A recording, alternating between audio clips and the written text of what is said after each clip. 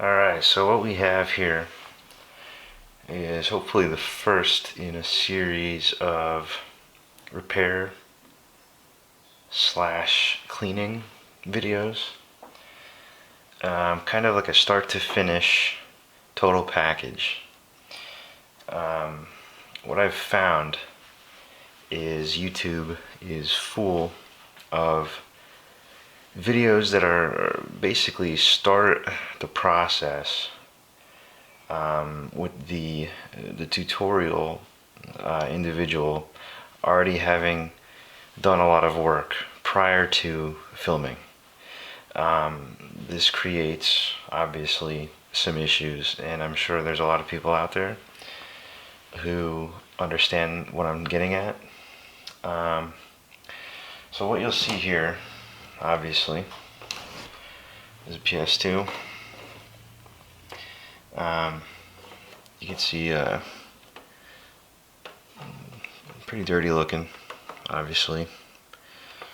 And my brother came across this when he was moving out of his dorm room, and it was just kind of sitting next to a garbage can, and so he took it. This thing was destined for destruction, and the cost to me was zero, so I like that. And first thing I noticed when he gave it to me is this right here. Tamper-proof, sticker has not been broken. It does not look like it has been peeled back or reapplied in any way. I don't know PS2 very well. I've actually only owned one for about 2.5 or so months right now. So yeah, I really don't know anything about the PS2. I know as much as the following. You're going to find screws underneath these feet here. I'm assuming, there's screws in here as well. Maybe, maybe not. I'm not sure. I also see the network port here, which I'm really not familiar with. My other system does not have this. This is the SCPH 50001. So this is the full deal here.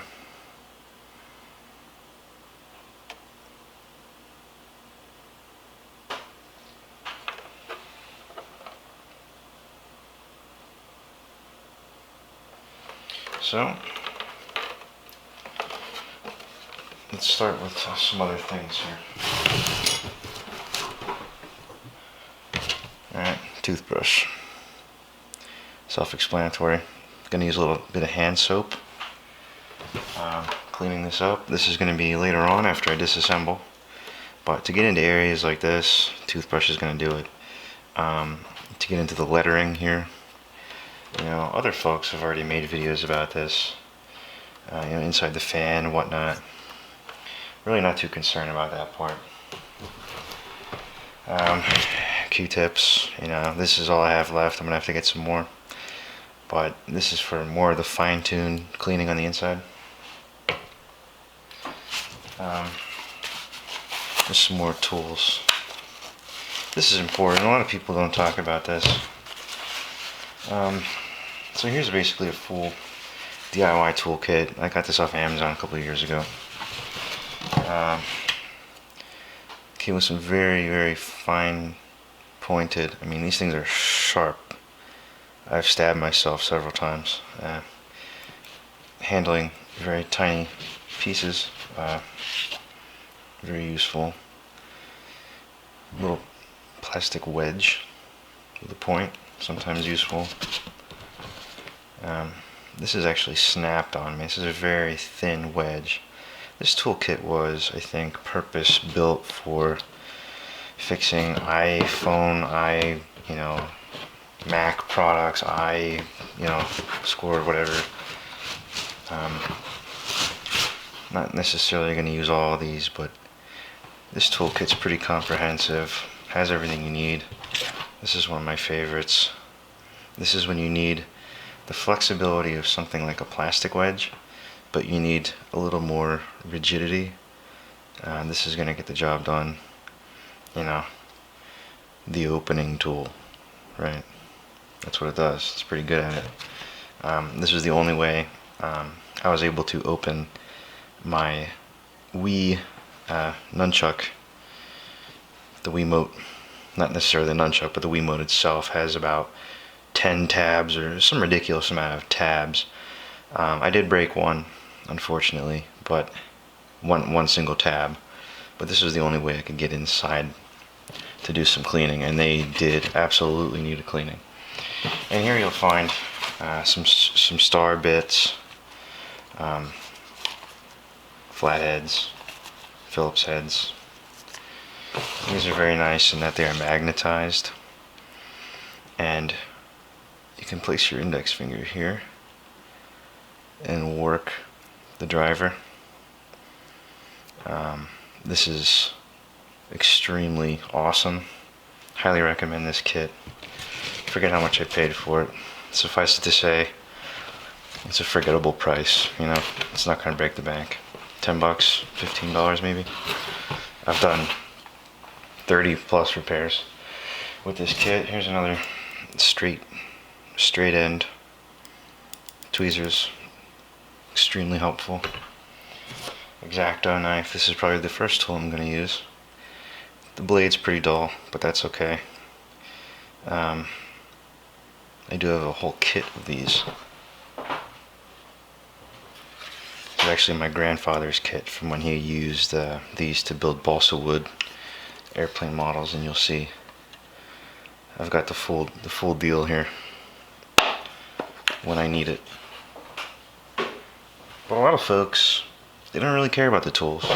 You see them using whatever, and that's not a good methodology. This for anything that slides on something else, whether it be plastic, nylon, or generally anything that's going to rub against something else. And I believe this does contain Teflon, so you don't want to be careful with it. But I use this for repairing cassette decks. It's phenomenal. I'm going to be targeting the laser slide rails and the DVD drive plastic slides. Anything that slides, basically, or moves in whatever fashion, needs a little dose of this. And here's another pretty generic skill set. 22-piece driver. Somehow I haven't lost any of the pieces yet. This thing's pretty old. Probably 5, 6, 7 years old now. And it's just your comprehensive, Phillips head, flathead, Torx. These are not magnetized, so you gotta be careful with these. But to get the job done. So, and for the final tool, if I could call it a tool, Keg Deoxit D5. This stuff is worth its weight in gold. Anybody that knows electronics, maybe some of your old timers, I'm not really an old timer by any stretch, but your old time electronics guys know this spray and they know it well. They might not remember what it's called offhand, but they'll know this can. What this does is it deoxidizes, and as the deoxidizing volatile chemicals evaporate, it leaves behind a very thin layer of lubricant. This is going to be for anything that plugs into something else or otherwise makes electrical connectivity. I just use this to repair headlights and tail lights. Saved me $400+ in repair bills from a car dealership. And the repair that they would have done would just be to replace the headlight, tail light, but the issue would come back because it was due to poor connectivity, and so on and so forth. So just get this. Pay the price. It's expensive. Get it. If you're going to do anything like this, get it. It'll last you for maybe a couple years. So, like I said, I don't know anything about the PS2.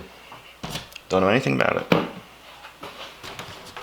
Like I said, all I know is that the feet are in here, I think. I guess. I'm pretty sure. But let's see what happens. This is going to be real life. This is what you're going to have to deal with. Guitar pick. That's not really helpful right now. So,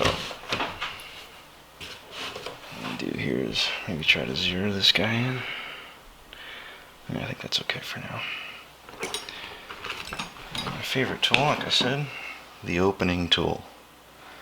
Very thin, but rigid nonetheless. With a decent grip.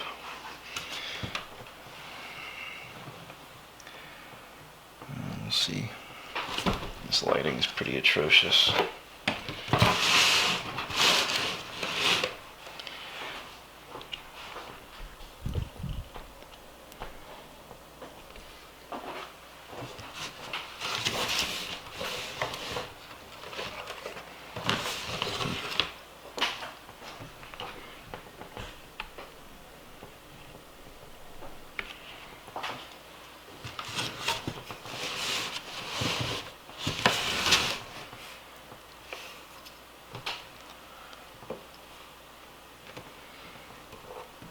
I typically don't do a lot of talking, but I do a lot of swearing, so I'm going to try to keep that to a minimum. Okay, so this came right out. This came right out and there was no resistance. And in here, you can see there's a screw in there, and that is a Phillips. Jeez, let's get the focus here. Maybe, maybe not. It's a Phillips. Okay. So let's do this guy.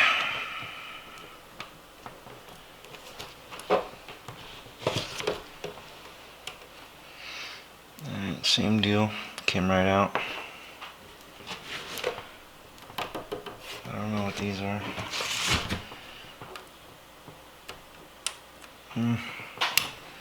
There's something in there.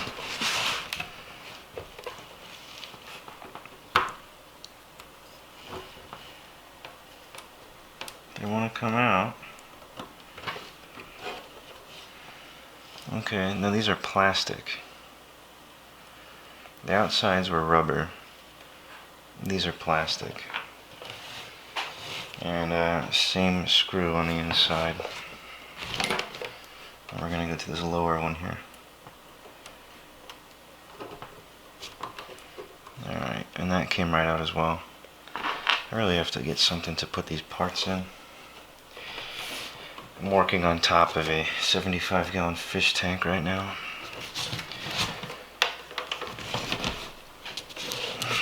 It's a little bit awkward, but that's okay. And this guy here, let's see if he wants to come out, and he does. Same deal as the rest. And in case you're wondering, I'm using the 18-55 kit lens on a Canon T7i Rebel with a Rode microphone. I know this isn't the best lens to use, but it seems to be pretty smooth. The microphone's pretty good. But, again, this is the first video. So,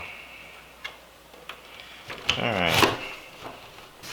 So here, just looking more closely. Hopefully we can focus in here. Now, on the inside here, those pins are extremely dirty. You can tell something happened here. Maybe one of these was plugged in years ago. Some kind of nasty stuff spilled here. But the inside of these is going to be, where this guy comes in. Big time. That'll bring these connectors to new. Not necessarily going to use them, but I'm not going to have something be this atrocious. And you can just see the level of grime. I mean, that's pretty bad. But that's what happens over the years, You move out, you go to school, nobody cares. So I'm going to use I didn't really mention this because I just kind of found it, guitar pick. For these big screws here, for the network adapter. I don't know anything about this network adapter. I know it exists. I know certain model systems were able to use it and some were not, as with everything, and that's all I know. Okay, so right out of the gates, this one wants to come out. This one does not. Alright, so I think we're going to use our old friend, the opening tool. And probably going to use this corner here. Maybe see if this guy will come. Okay. And adjust the camera here a bit.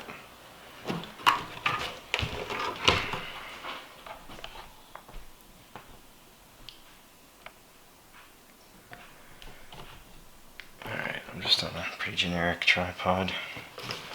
Man, this thing's scummy. Okay. So, let's do this guy here. See, he wants to come out, and being that this is metal, it's already loose, so I'm not going to use metal anymore in here. I'm not going to try to scratch, if I get a little overzealous with a metal tool. I've learned that you could regret that, so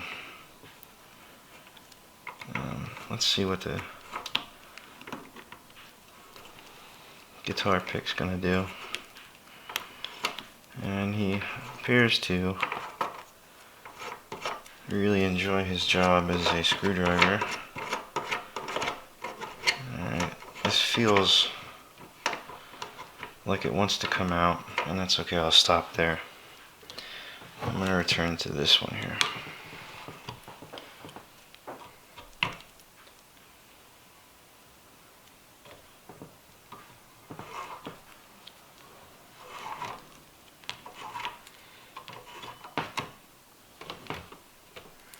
I'm feeling, as I unscrew this, for any sense that this device is going to just come falling out, where I might drop the system. Okay, and with a little bit of pressure, it just let go. And I'm assuming, okay, alright, now I see. So in here, these screws are going to try to fall out on me. I hope that doesn't happen. There's a couple of connectors. Looks like some sort of serial port. Oh boy, I haven't seen this in a while. That's an IDE port. This is like a hard drive. I don't know. Network adapter, Sony. I'll let you read this on your own time. I don't really care too much about what it is. I'll get into that later. But yeah, these connectors were still plugged in. Depending on how long, if you have a similar one, they might be fastened in there and maybe oxidized or corroded, and they might not actually want to come out. I doubt it, but it is possible. And then you'll see here, that's where the one plug went in. And it's just like a old, 1990s style hard drive section that you would find in the tower of an old PC, with some ventilation here on the back side, if you can see my finger. Not really sure how efficient that was in cooling the system. I don't see a fan in here. But nonetheless, I'm not smarter than the engineers at Sony. I'm sure it was fine. But I do know this system is, in a broader sense, has an issue with overheating. I don't know the details. I know that it exists. And that's all I know. So, you'll find I'll be very honest in these reviews / cleanings. I'm just going to make comments as I go along. Take it with a grain of salt. My intuition is usually pretty good. But at the same time, I don't know anything about this console, so I'm going to adjust. Actually, I'm starting to lose battery. I'm going to swap the battery here. Alright, so just going to go ahead and get into this.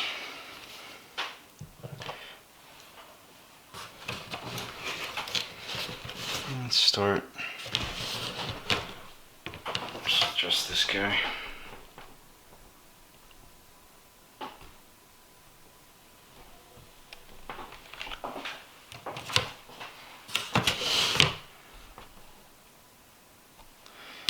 So this is just your standard issue Phillips head. I'm using that bigger skill set, pretty generic, non-magnetic, and this is kind of exciting because this has never been done. The evidence suggests this has never been done before. So to take this apart for the first time since it was assembled, maybe 20 some whatever years ago.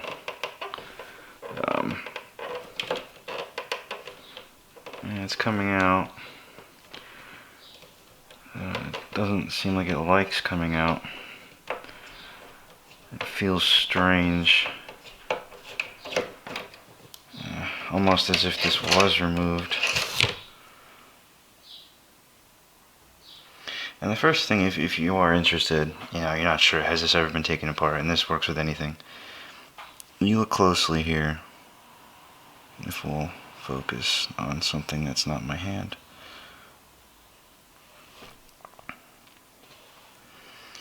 I'll have to go into manual focus here.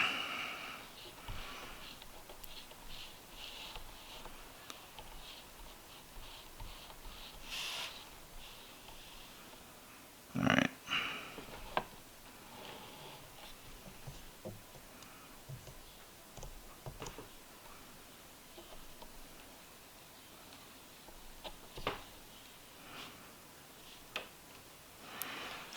There doesn't appear to be any tool marks, aside from the ones that I just made. I really think this is the first time anybody's been in here. So, let me go back to autofocus. Alright. And as you can see, it's kind of hard to tell, but that screw is black. Nobody's been in here. Nobody's been in here. And that is cool.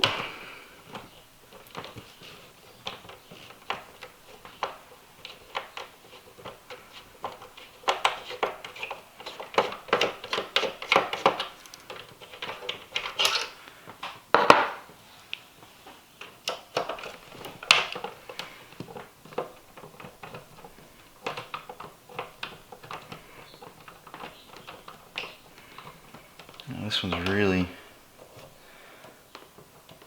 interesting coming out. Anybody that's done repairs more than a handful of times,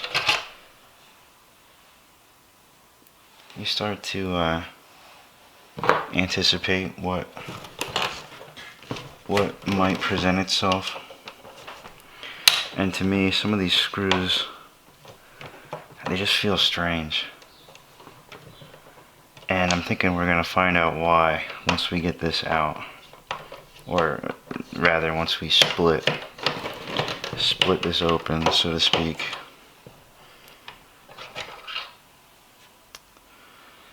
Now another thing I'm looking for here is plastic on the threads. And there's a little bit of black powder, but I think a lot of that is the actual paint coming off of the screw. And why would I care about that? Well, I really don't.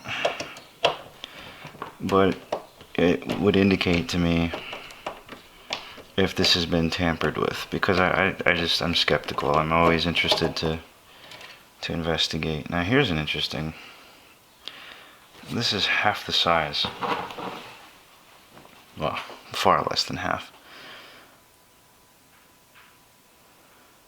Okay, so I have to take note of that. These short ones go on this recessed area here. So on this switch side go the short screws. I'm actually going to try to grab a jar here to put these screws in because these are a little precarious. Alright, so I'm going to start putting these in a little Scotch glass. And I'm going to put the feet, or not feet, but some systems they're feet. I guess they are. The little rubber squares. Alright, now I could tell this camera is a little awkward, and I'm going to be taking feedback on all of this. So, and see, now this one comes right out. That's what I thought these other screws were going to do.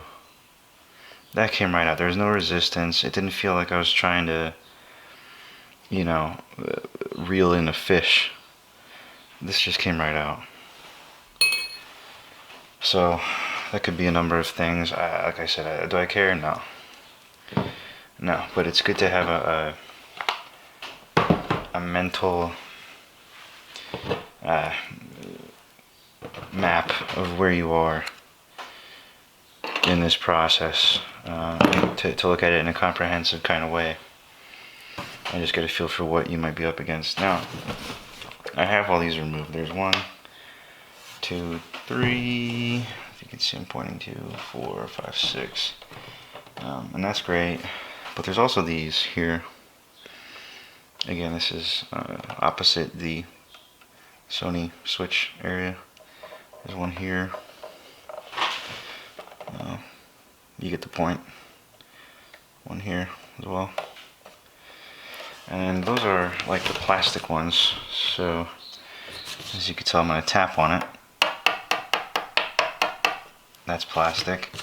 I'm going to be very careful with this because I don't want to scratch it, even though this system is in pretty horrid cosmetic condition. I don't want to add to it, and I don't want to snap this either because that'll just really bug me. I'm going to have to go on eBay and buy a new one. So here you go. Came right out. I really can't say enough about this tool. It allows you to just get in there, do what you need to do, and not worry about doing the wrong thing, because it's just flexible enough. Yeah, you get the point. Just flexible enough to get in there. And none of these are breaking. See these little tabs? Right, if you go to do this for the first time and you watch these people, collectively YouTube people, digging these out. If you go in here with a screwdriver, flathead, and you just they're jamming them in here and popping them out, right? You're gonna break these. I would almost guarantee it. Particularly if you pulled the console out of a cold basement or garage or storage area or attic, and you start digging in, there's a price to be paid, and usually haste does make waste, and you will break these. You got to be careful. A lot of these YouTube guys, they're not even super nerds. They're ultra nerds, and they wouldn't know a socket set if it hit them in the head.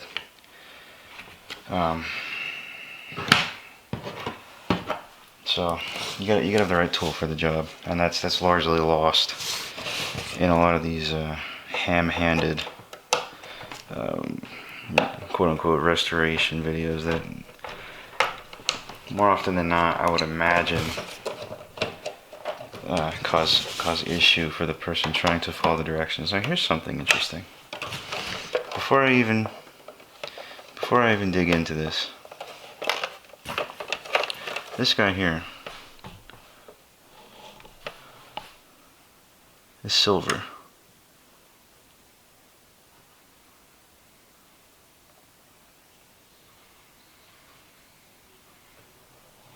Why? I don't know. Almost dropped it. Every other screw is black. Was this removed? I don't know. Do I care? No. Right now? No. I should qualify that. Right now, I do not care. And the old opener tool.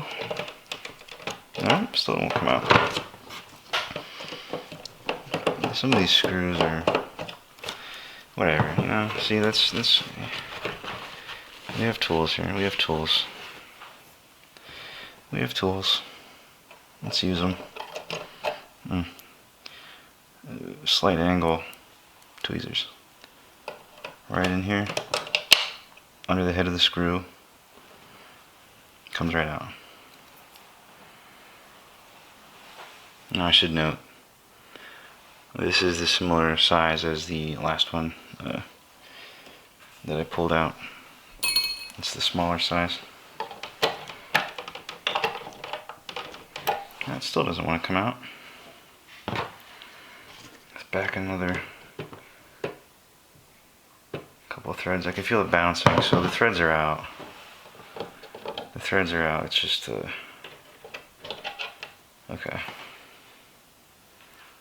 Interesting. Maybe I'm starting to be a little more interested now. Was this sent back to Sony in the early 2000s for a repair? I don't know. I don't know. Why was that screw silver? I'm like an investigative journalist. This is more than just cleaning to me. I just care. Now look at this. Just look. Look at the filth. Please focus on the filth. Look at that.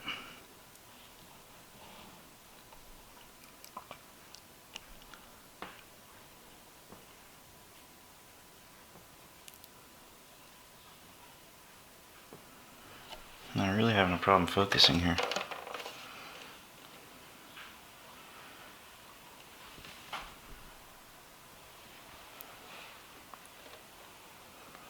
Yeah, it's pretty dirty. So we're gonna get this all clean. But as I said, that's kind of the. Here's something I would look for. A little AV port. I mean, that's pretty grimy. That's pretty grimy. You can't really tell. That is caked on goodness. And again, just taking a mental note. This guy's gonna come in handy. So here we are. And what comes next? Well, I'm not really sure. I don't know much about this system. I know zero about this system. And here's something I'm noticing now. This foot thing, kind of crooked. This one's not, this one's not. I'm thinking there's screws in here. Could be wrong, there might be. So let's see what happens. So this wants to come out.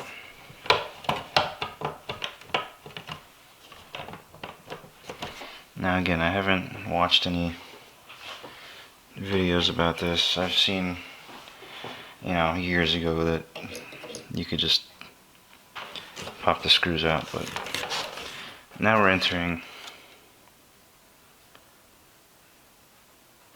We're entering uncharted territory now, in a big way. So let's do this. Try to get in here and show you this sticker.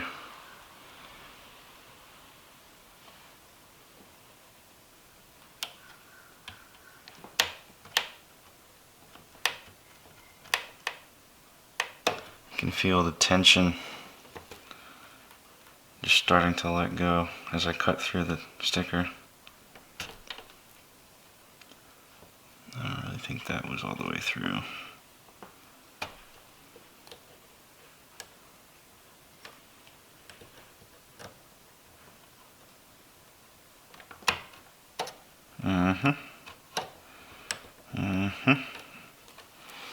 So I thought I'm missing something.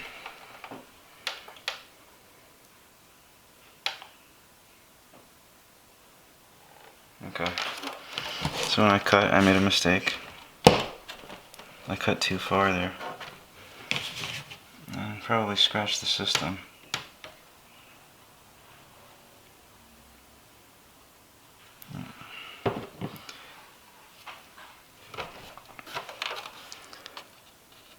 So I think I cut too far.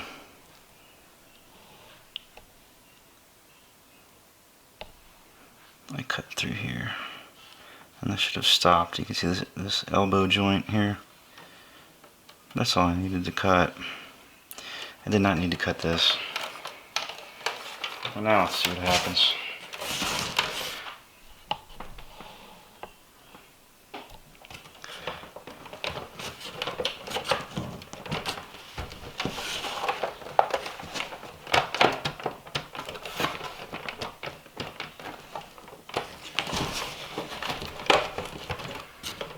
Alright, it kinda just wants to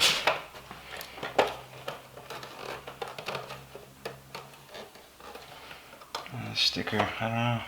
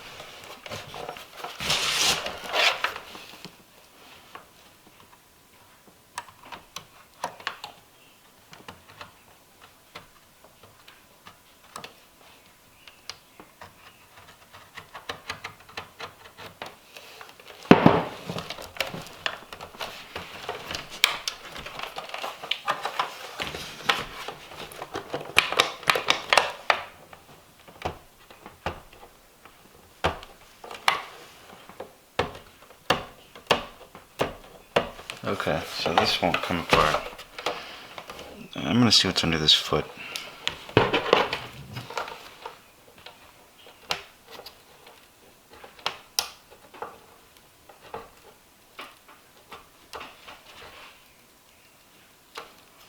Alright, there does not appear to be anything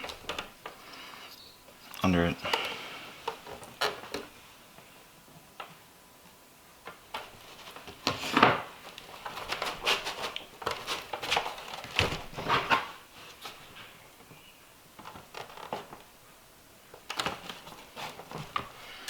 Maybe under these.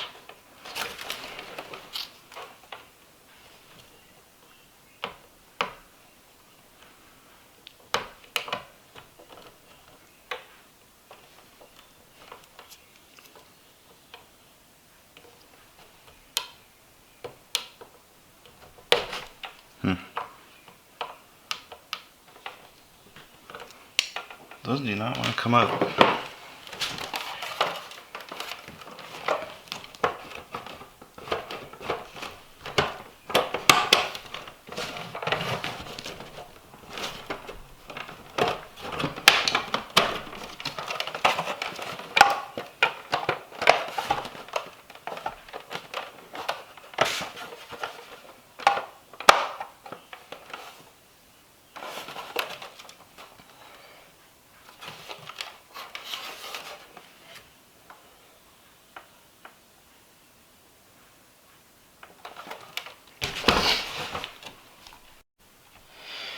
Alright, so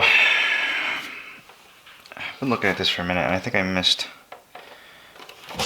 a part of this, the sticker here. Right here. That's all you gotta do. Little snip here. Carefully, so I don't scratch it anymore than I already did. Ah, look at that. So I'm just kind of making this motion, and it wants to come apart. Now I'm gonna look in the front, because where it says memory card and such here, yeah, that might cause an issue. So this just comes right apart. And now look at the glory. This is what I call glory. Look at that. That is, I don't know. I'm not going to speculate. But probably enough human DNA in there to, you know, confirm or deny criminal activity. I digress. That's pretty nasty. So I'm going to set this aside because I don't want to look at it. Now, having never done this before,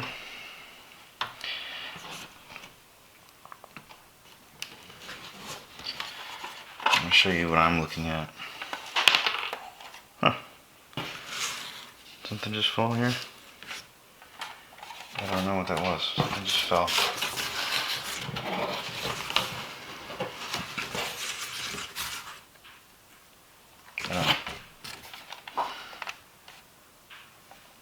I mean, that is pretty nasty.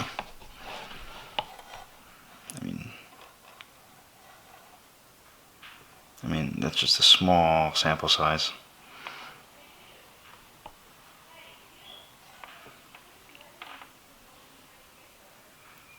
Now just take a look. Look at that nice dog hair. Look at that. That's gorgeous. I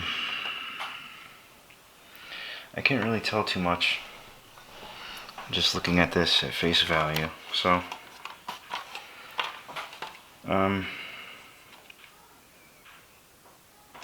where does one go from here? Well, I can make a few guesses.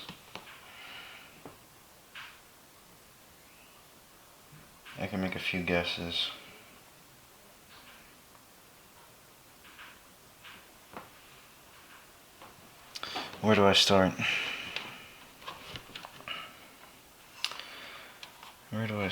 Well,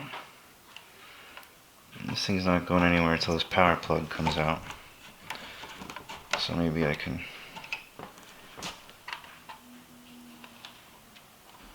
take this out. I'm not sure. It's stuck in there pretty good.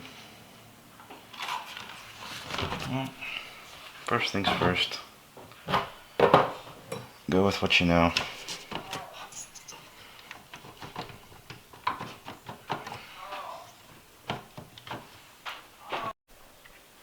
So, what I'm thinking is, this section here looks like it just wants to come out. The DVD drive. It has that look.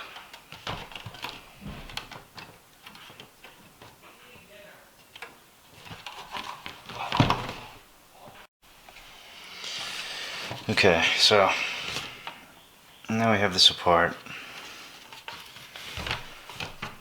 I'm not really sure what to do next. You'll see some screws here, here, as well as in here. Boy.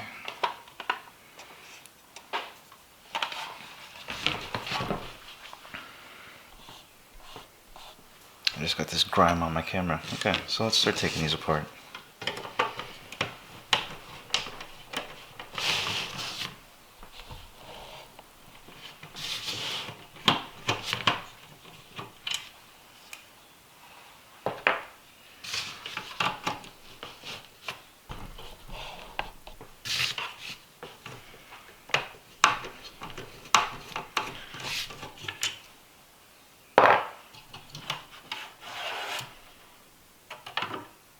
Yikes.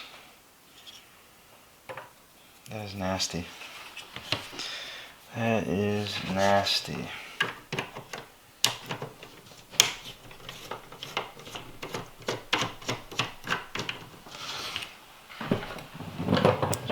Trusty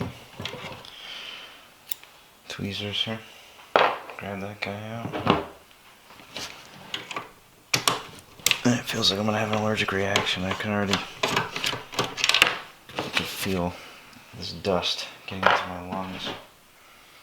That is foul. Now we're gonna have to switch to our precision toolkit here, and for these tiny Phillips, I'm gonna go with the magnetic Phillips. A solid little screwdriver. Not really sure. Well, let's hold off on that. The back of this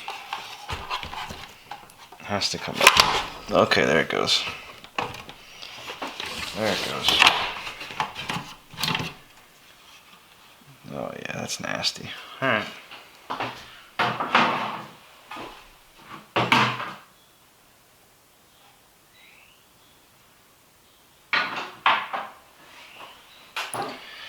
So I noticed in other videos there's a power switch cable that came off with the top layer of the case. I didn't have that, so this might be unique to this model number, the SCPH 50001. Like I said, I'll get more info on that later. It's not important right now. If it is important for you, look it up. 50001. So these guys,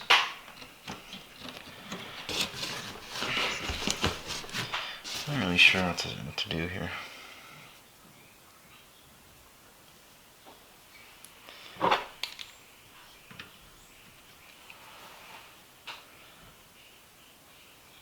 Now these should come out. So we're gonna look at this guy. Holding the camera here is not.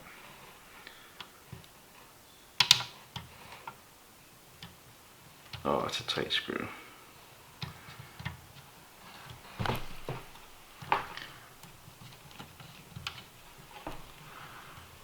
It's fighting me. And we're just gonna do the 4 on the corners. So this is the beauty of having the right tool for the job. It's a magnetic screwdriver. Buy them, use them, enjoy them. Don't be one of these ultra nerds who can't procure the correct tools.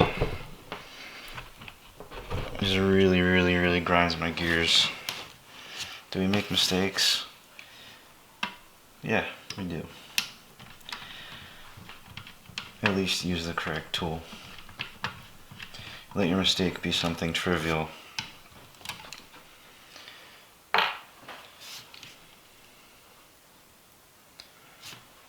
Now, there are only 2 screws on this, and it doesn't appear to be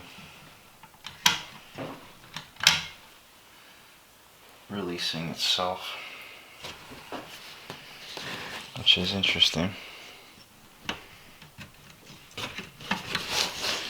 Maybe this corner will come out. Okay, it kinda wants to.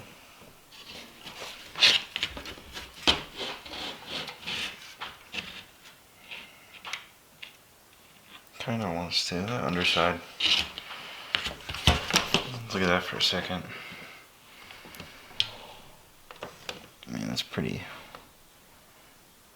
nasty.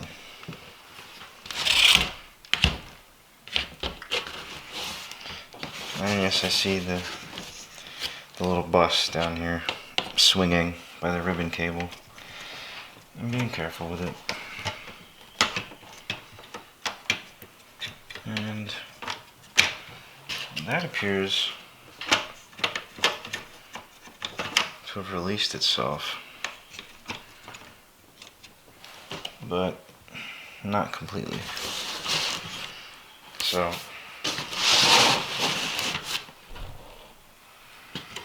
trying to pull this guy out, and I'm not sure this fan wants to lift out, but it doesn't want to separate. Maybe I'm looking at this the wrong way here, but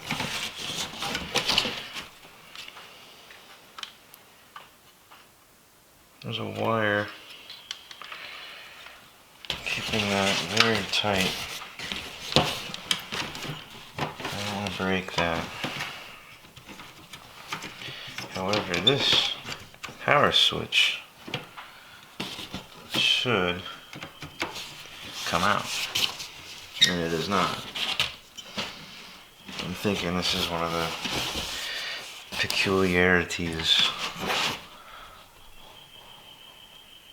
of this model that I just happen to have received, and I don't know.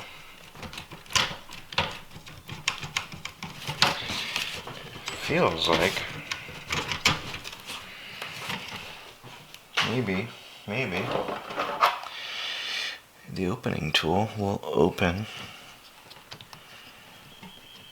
this for us, and that didn't work.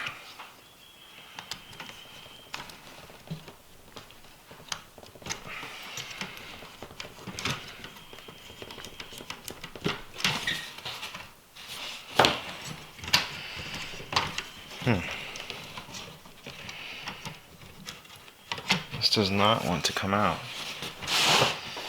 Now this is the part that other people will skip over, and they'll edit this out because they don't want to let you see them struggle with something as simple as removing a piece of plastic, right? Why would you let your viewers see that? Why? That makes me look stupid. No. You reveal that you're stupid when you start digging at this with a screwdriver. I already saw all I needed to see. You're really shortchanging people when you skip over something as trivial as sliding this unit out. So I'm trying the corner of this, and this seems to not, what's the term? Purchase? It doesn't have enough purchase on here. It's not getting it out. It's just not getting it out. Not working.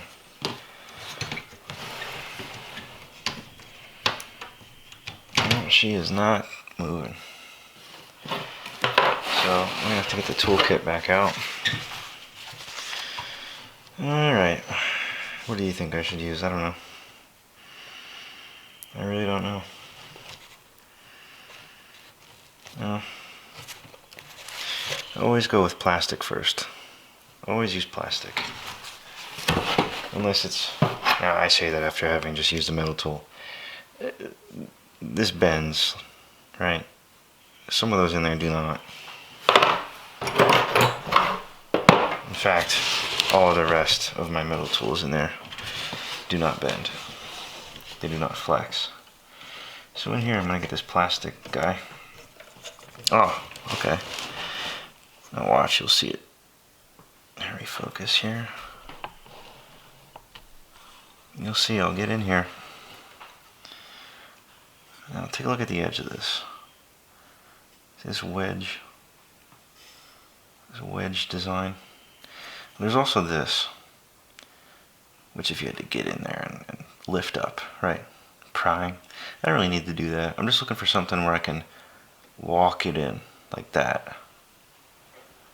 That's a good motion to learn if you're new at this. learn the walk. Walk the walk. Right? Yeah, see, walk the walk. Oh, look at that. Now watch right here, you'll see it start to give itself up. Yep. Now, that's all I really needed to do. I think with my fingers, back this off a bit. I think with my fingers I can get the rest. It's still fighting me. Okay.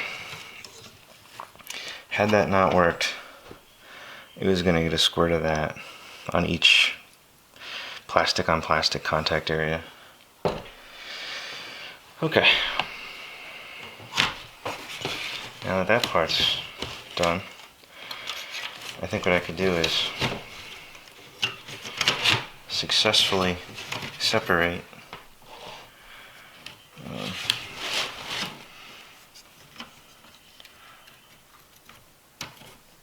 the fan.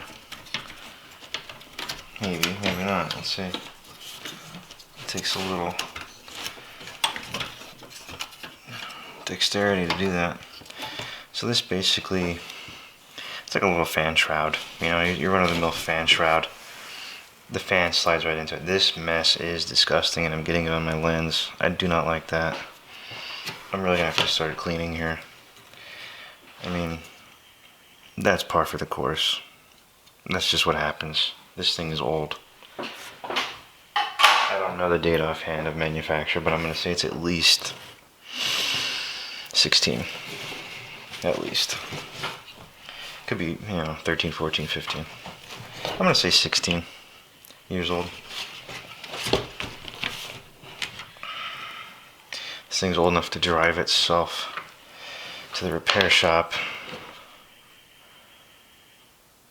So here's something that, man, I don't know what that is. Something just, I just felt something. What is this?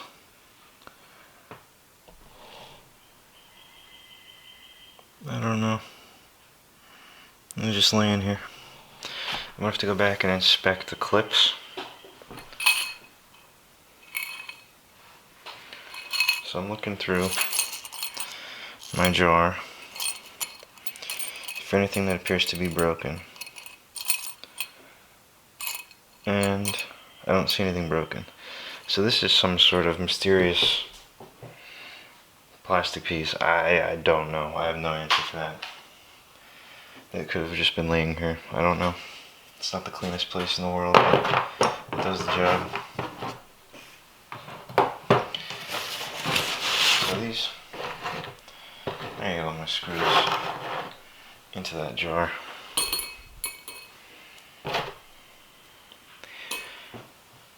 We'll worry about that later. So now this guy still doesn't want to come apart.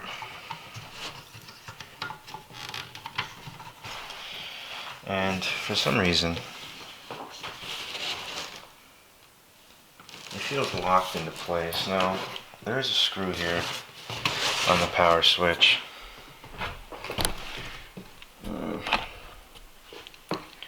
Right here.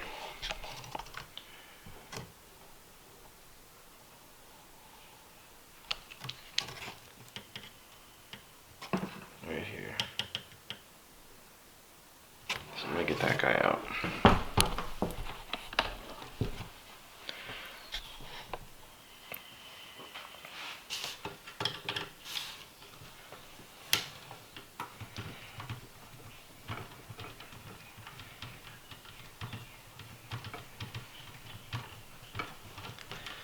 Now,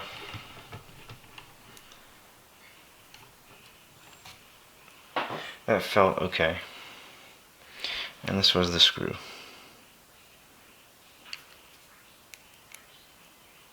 Again, the wonders of magnetism. You get the point.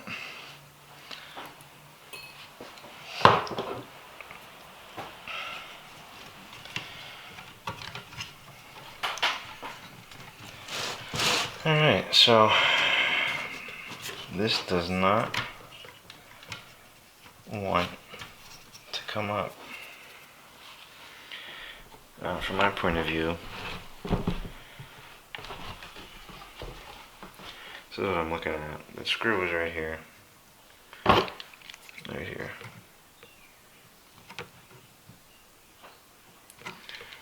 So now you can see there's 1, 2, and that's it. What do I do? Well, I'm gonna start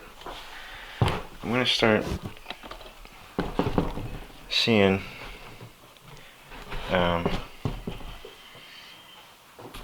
if it wants to tell me what it wants. And usually you can find out by just pulling a little here, pulling a little bit there. You'll see what it wants to do. And you'll also find out what it doesn't want to do.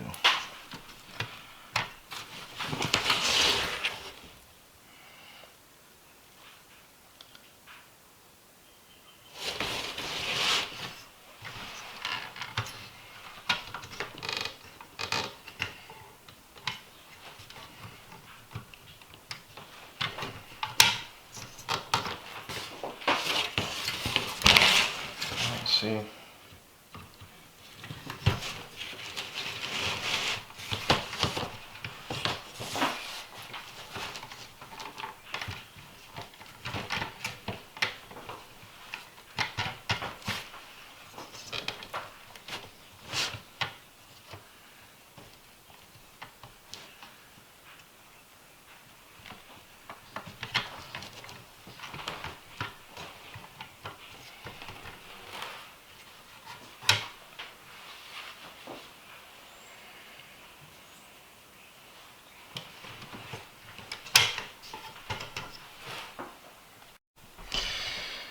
Alright, so still looking at this guy. It appears to be... Actually, that's not going to work.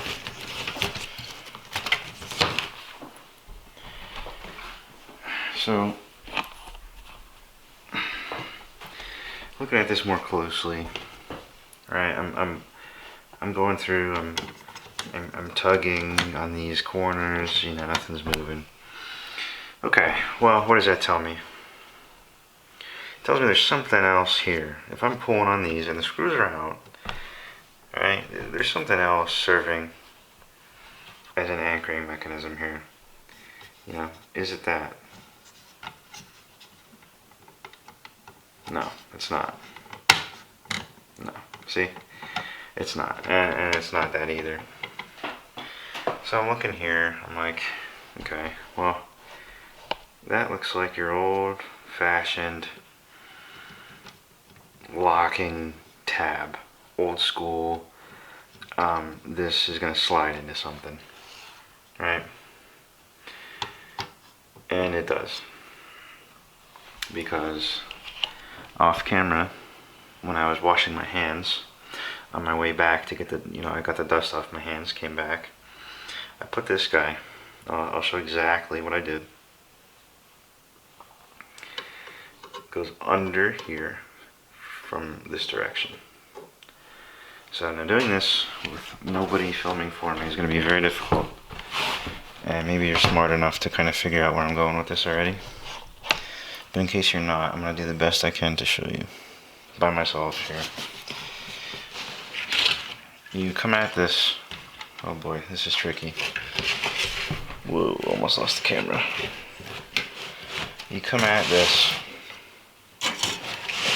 from underneath. No, that's not gonna work either.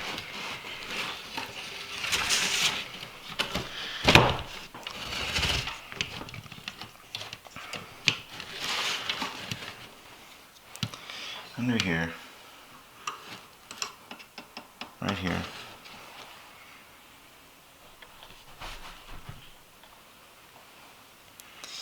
You're gonna stick your pry into this slot. There's a slot right in here. And you're gonna look for it. And just pop it through. And messing around with this side. I think I already did it. Yes, and it's free. Okay, so I'm gonna do the same for this side here.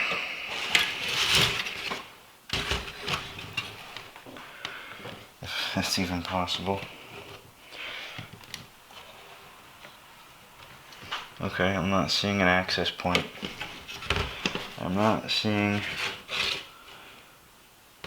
Right, there is no access point here.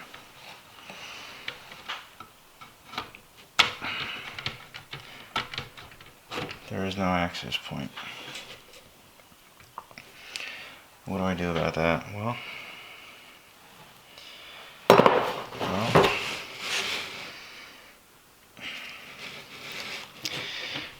so what I mean by this is on this side of the DVD drive, and there's this hole here. But you can see, if I tilt the camera, you can see the light. See the light under here? I'm going to put the blade under so you can see. Where the blade passes through is your access point. Right? To pop this pin out. Or tab, whatever you want to call it. For here, there is no such access port. This goes straight into plastic. See the light there? That's not accessible. You have this whole board is blocking you. So you're gonna have to get creative, right? And this is where these videos that I intend to keep doing, I think are gonna pay dividends for people trying to figure this stuff out. I mean, they aren't comprehensive. What I've found to date, they're just not. I keep saying comprehensive, and what I mean is they're lackluster. They get the job done for one particular thing, right? One, PS2 refurbishing. Click here, click me now, and that works, right? That works certainly, but are you gonna come across this particular model with this particular intricacy? So I'm gonna go back in. I'm gonna look for something really thin. So here's this guy, right? It's a little spade type thing. I don't know what they call it. It's got this on one end and this like knife wedge on another. Now I'm gonna use this claw style, tapered and beveled, whatever, and try to pop it loose by coming in from the side. We'll see if we can do this live time. Let's see. Because these things are important, and this is what people skip. And I asked pretty generically if videos like this would be useful, and I got a resounding yes. Look at that. That's all I did. I put maybe a couple ounces of pressure here. And oh, let me back this off here. A couple ounces, maybe not even an ounce. I mean, I just went like that, and it just let go. Are we done here? No, there's still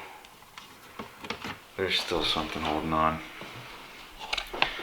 There's still something holding on. What this tells me is midway through production, Sony got wise to something. What did they get wise to? I don't know. DVD drive issues? That's kind of what it looks like.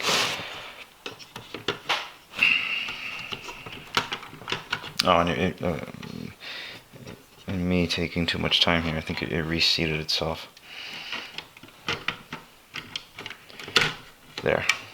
I just did the same thing again with me running my mouth and moving these plastic pieces allowed this to kind of settle back in, so I just had to pop it out again. And here we can take a closer look, and this warrants taking a closer look because this is what these videos are about. right?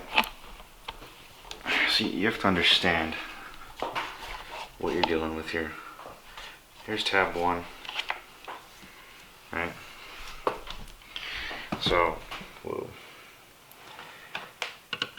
The action that we were doing was taking this in here to the access point and just kind of rocking, just gently, in this tab. See how it has the notch? Just rocking that tab out. Same thing for over here. And you can see the dirt and the grime.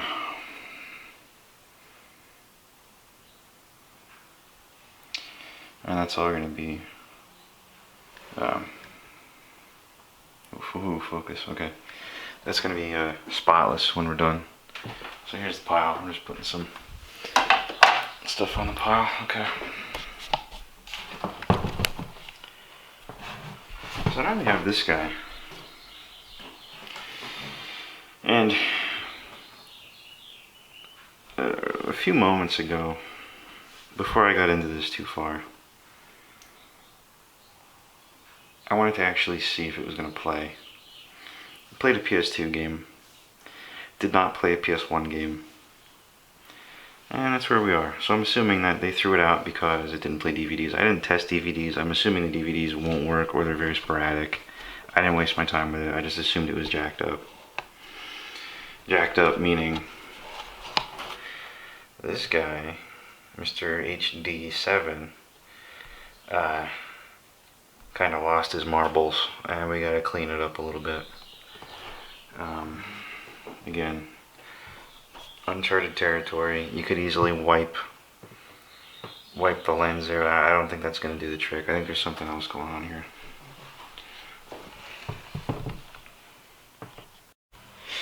And also, it's worth noting that it's kind of hard to show like this again. I want to come over here, and you can see the classic front tray here. Just a gentle pull.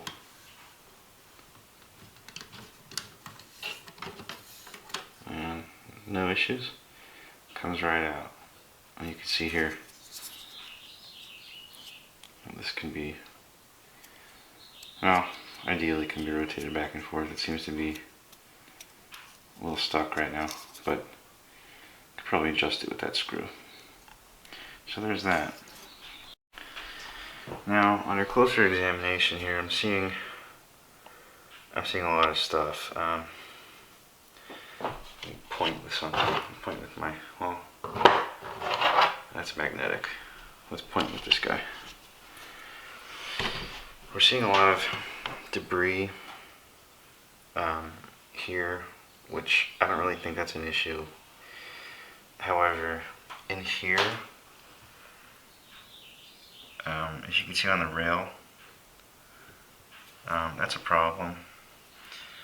Grease, I've learned over time, kind of loses its greasiness, its lubricity, if you will, and becomes glue. So I'm thinking part of the issue here is the laser's inability to slide gracefully across this post here.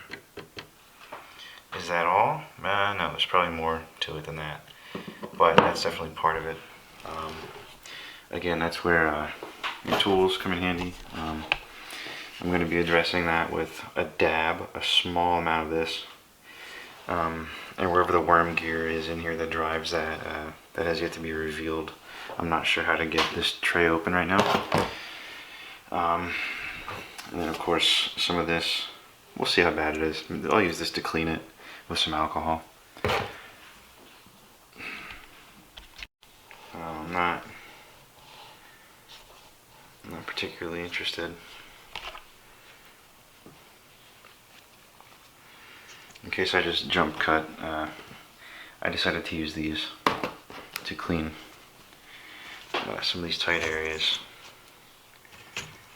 Right, so you can just go around here, as opposed to blowing canned air into it. That's not really working as well as I thought. I do have a strategy for stuff like this. It involves another tool, and it's not a Q-tip, because I only have a couple left. I can't waste them on this. This is like low priority. So I'm gonna take this guy, wrap this around here, and just start going in individually. Works pretty well. Not as well as it should, perhaps. Have to get the right amount on here. Let's do a double fold and wrap. That right there is the ticket.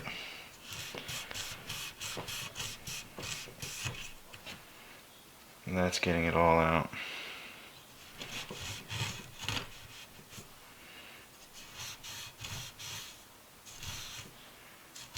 Now I'm just going to go through these one by one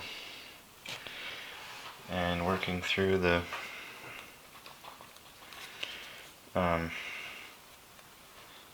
this towel thing as I go. But all the while, now some of these, this is interesting, only now can I see the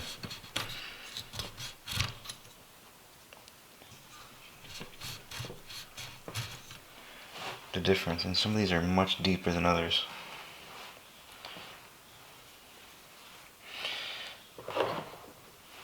Let me get the old Q-tip out.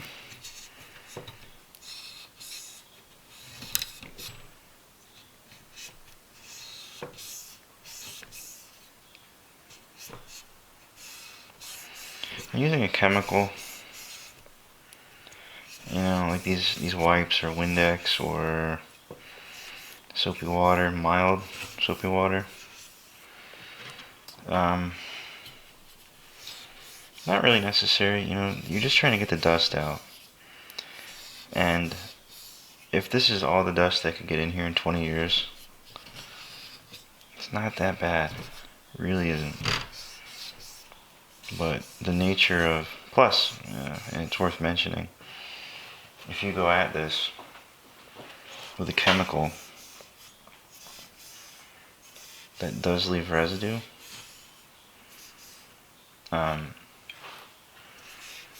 you're going to have created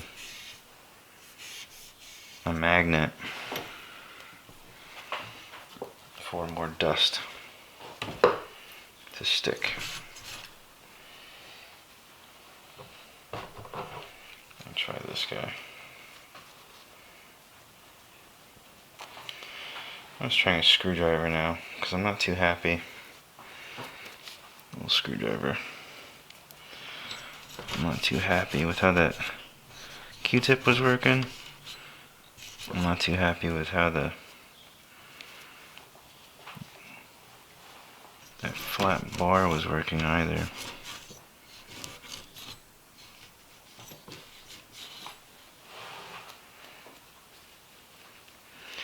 And this leaves a lot to be desired. This might not be the best way to go about this.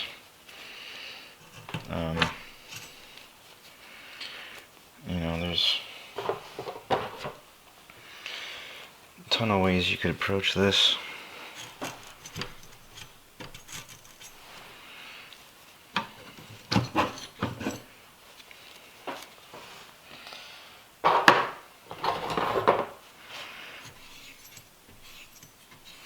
Just using a screwdriver to go down the middle. And just being careful not to just, you can blow canned air through here, right? And what that's going to do is clean, or as far as you can tell, it's going to clean the area that you're blowing the air on. and it's going to disperse it not only in your living area or wherever you're doing this. For me, I'm doing it in a somewhat vacant hallway with an air purifier in the hallway. But you're also going to redistribute this over your project. And if the issue happens to be a laser, which I'm pretty confident that's what the issue is with this, you're really not doing yourself any favors. Canned air is. I'm just going ahead and wiping this with the Armor All wipe around the edges of the DVD tray. You're not doing yourself any favors by blowing canned air in here. That canned air is, it is what it is. It's a shotgun approach. Sometimes you need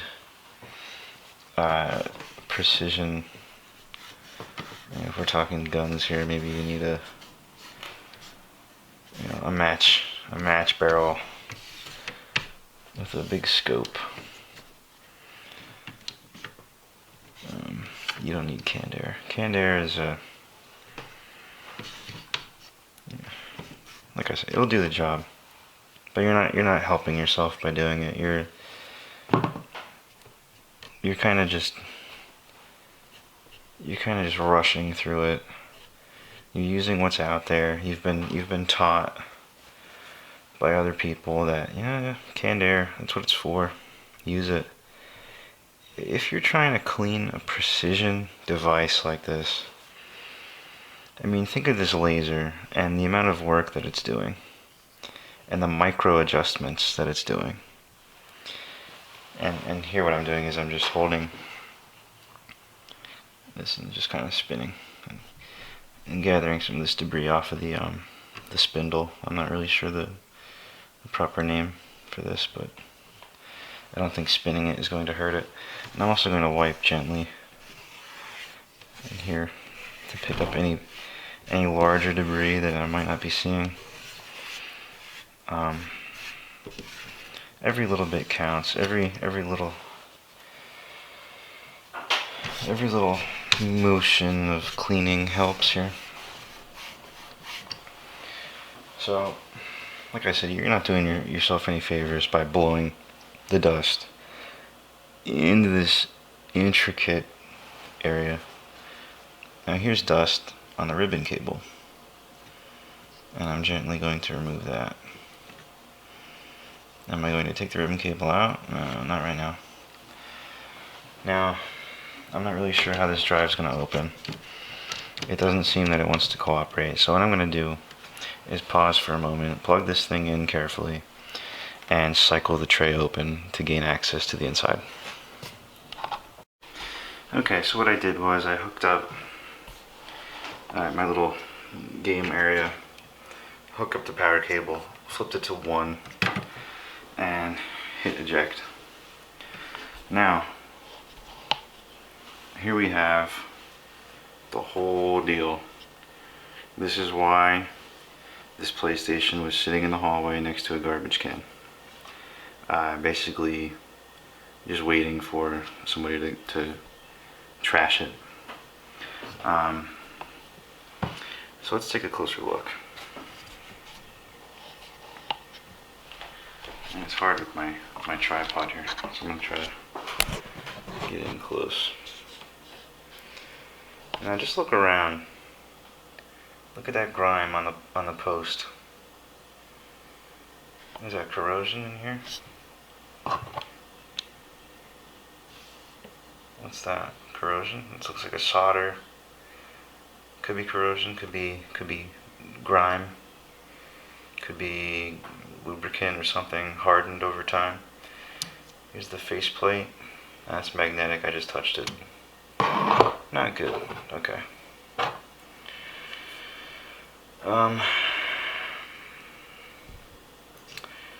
Well, this area here, not really sure.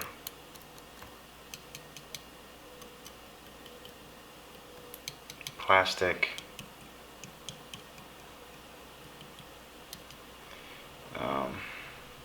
This rail, not nearly as dirty as the other. You gotta be very careful you don't scratch these, so I'm not gonna touch it. Now here we have the worm gear, and this is a known, I think this is a known failure point. So here you have this motor here, which given current will spin this, it's worm gear, right? This is like in a transmission in a car, helical gears, whatever, and it's going to push this laser mechanism, which is anchored here, okay? And as this worm gear, imagine a screw pulling and pushing, it's going to push and pull this laser along both of these rails. This mechanism here, where it makes contact, is crucial. It also is its ability to slide freely here, as well as the voltage here. I'm going to assume that this is okay. We're going to need to lubricate lightly. Some of these are not meant to be lubricated. So with that assumption, I'm going to put the smallest amount, after I clean this with the strongest alcohol I have 97 or 90 something percent, not 99, but the closest I have, as well as alcohol, this and this, and we're going to apply this to all said areas, very, very lightly. And I'm going to be right back.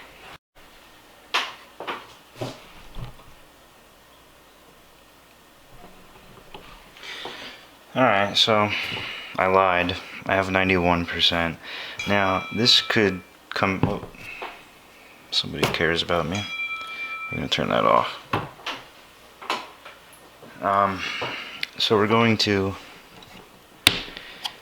This could come back to bite. I doubt it. I want to put a little bit of this on a mangled up Q-tip because, like I said, I'm almost out, and I don't want to deal with that nonsense right now. So here's a mangled up Q-tip with 91% isopropyl, and isopropyl is pretty good. 91% is fantastic. You can do much worse. And what I'm going to do, I'm doing this here, this is very difficult, so I'm going to try to do it the best I can while filming, is just wipe. And there is, man, this is nasty. I'm just looking with my own two eyes here and seeing some pretty spectacular debris. I have to go back with tweezers because there are some long animal hairs that are not coming up. And I'm going to pull those one by one with tweezers. Now this is crucial. And this is not the end, okay? You don't just wipe these with alcohol and call it good. We're not going to do that here. And what I failed to mention also is the tray rides in these rails, right? That's obvious. I'll kind of draw here with the alcohol. You can see there is some debris here. And we're not going to ignore that. I purchased a refurbished PlayStation 2 off eBay not too long ago. And he said it was refurbished, quote unquote. I do this stuff all the time. I took that with a grain of salt. I said, yeah, he probably, got a toothbrush and cleaned, the faceplate and made it look good. And that was the end of it. He said that he greased the worm gear, which was surprising to me. Sorry, I'm kind of missing the whole point of this footage. He said he did that. I don't hold it against him, but it wasn't to my expectations. There's a little noise to it yet. But not only that, the tray, I mean, the tray makes a racket, and I think it might be a 3000 and 30,001 model. This is a 50,001, so the 30,001 is even older. You might be saying, well, you haven't even cleaned your stuff yet, you know, whatever. I am not concerned about that. I could put this together with all that dirt on and sleep at night knowing that this is clean, okay? That dirt is so secondary to this, and I think a lot of people lose sight of that. And you could say, well, you know, why do you care so much? Well, pretty soon, these things are going to start breaking. Some of them already have, and I'm just doing another round of isopropyl here on the other side of this mangled up Q-tip. These things are going to start breaking in spectacular fashion because I have to get my camera here, because of the, you know, halfway repairs. And that's not speculation, that's just a fact. These things only last so long. Their useful life only lasts so long. So here's, now see the color change? I'm going to get as close as I can.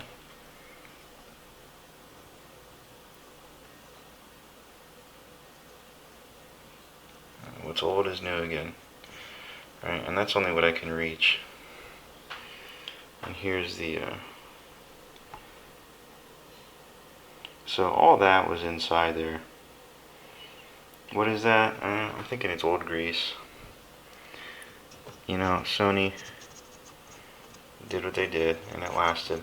And this device still works now. It does not play PS1 games. I tried Final Fantasy, what was it, 9? No, it was 8. It tried to read it. It tried to read it for about a full minute. I could hear it, and then it just kind of gave up. Didn't do anything. Went into the browser, and only then did it say error, disk read error, right? So, and here, just because, I'm just gonna do my thing here. I can't get under this rail. I'm not gonna disassemble this completely to get under. I don't think it's necessary. I'm only getting half of this, but that's okay. That's 100% better than it was, right? The issue is not with this. Could it be in the future? Sure. I don't think that's the issue right now. Okay, now I went through and I picked one by one some really nasty stuff with these guys.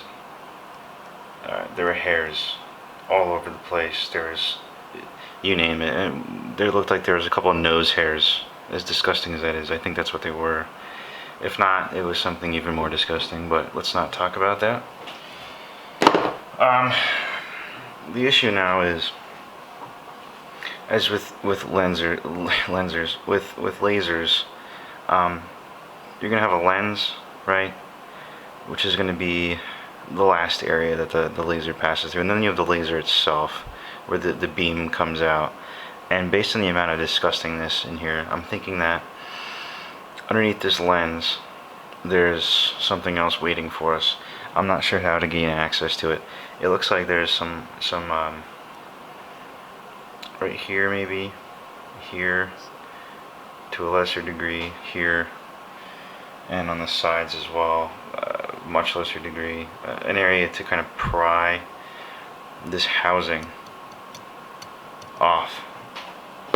And so now I'm going to try to do that. I'm going to try to pry this off, and this is very stressful because I know pressure applied in the wrong direction or in the wrong way, or too much force, or maybe not too little, but things could go wrong here. They could go wrong in pretty quickly. So I'm gonna grab my screwdriver. I'm gonna put a flathead bit on it. A thin one, but just enough, I think, to get the job done. And we'll see if that.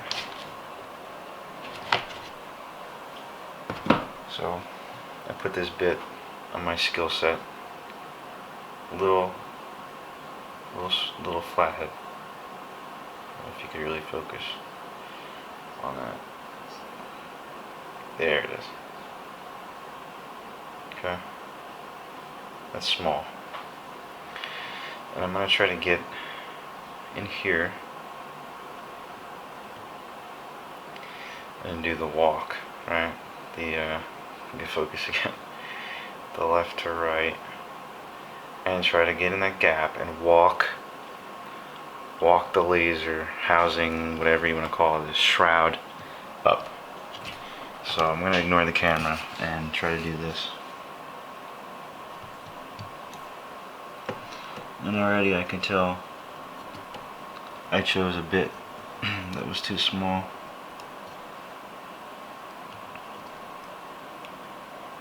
Oh, maybe not. The corner just lifted. This just lifted. Maybe a millimeter. So I gotta look closer and see what's actually happening in here. Okay, I just heard a snap. I'm assuming that's just this thing deciding to let go and not catastrophic damage. And that's an assumption I just kind of have to make right now, because I just don't know. I never did this. I could be breaking the system. And this is sliding on the rails, and that's kind of okay. This side lifted.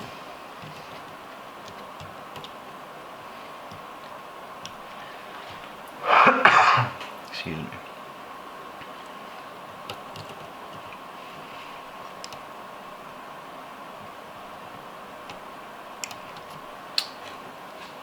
Okay, that does not appear to want to come out.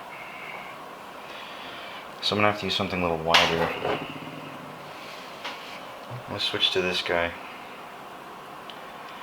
And see if I can make any progress here. I'm not sure where or how to do this. This is, I mean, it could be as easy as, you know, grabbing it. I don't like doing this. No, that does not appear to be it. So that's not gonna work. So that's too big. Alright, let's consult the toolkit. Now, I like to work with the metal last. So let's try this. This is a pointy, I don't know. Are you gonna focus? Come on, you can do it.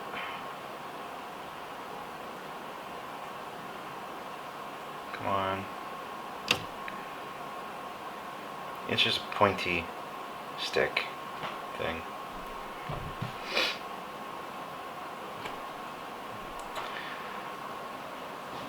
Maybe that will allow me to get in here.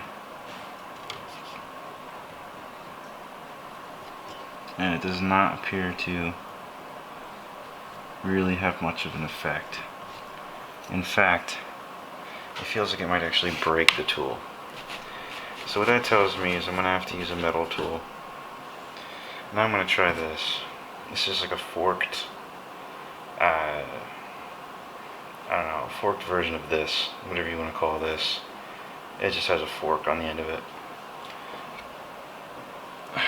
And we're going to try to get in here with one of the forks and kind of see. Yeah, and the forks are too big. So Cross that off the list. Let's try this guy. Little plastic spade, whatever you want to call it. Not a spade, but it's a little. They call them spudgers, and I hate that. And that's not going to work. So now it's looking like either A, I'm going about it the wrong way, or B, I have to brute force it. I don't like brute forcing. I don't think that's the way to do it. Let's try the opening tool. I haven't tried that yet. Namely, this end, or maybe this end. Not sure. Let's try straight on.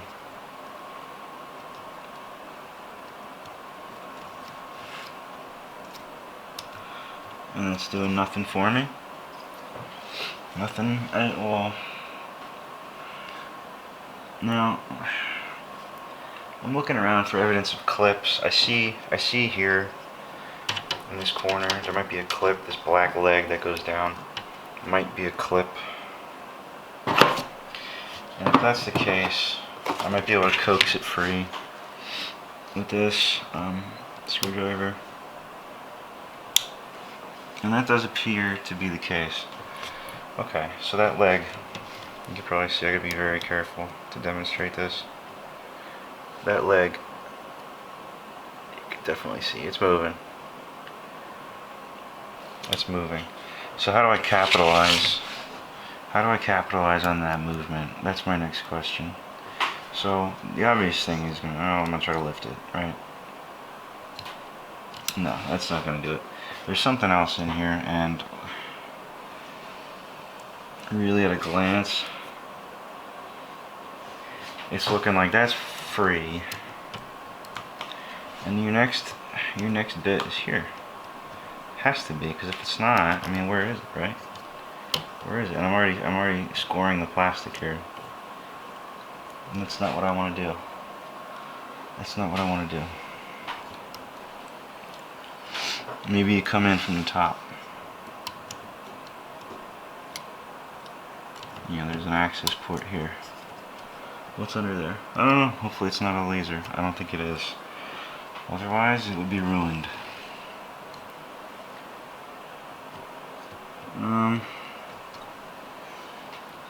It's very difficult to tell. There's something on this side. I'm gonna have to use my flashlight on my phone here.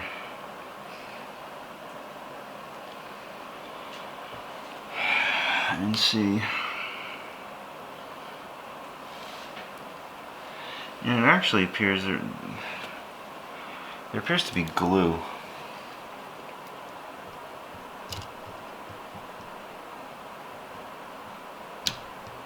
That looks like this.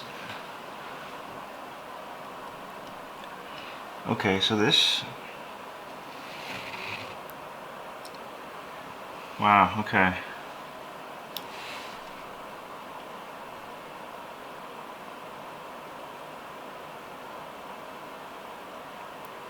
Well, that's fantastic. Okay.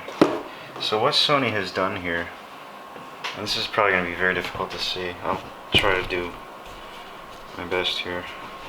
I don't know.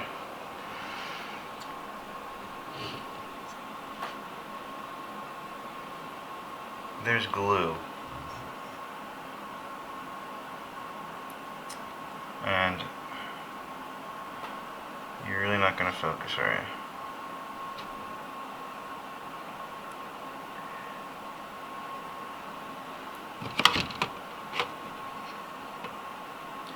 There's glue.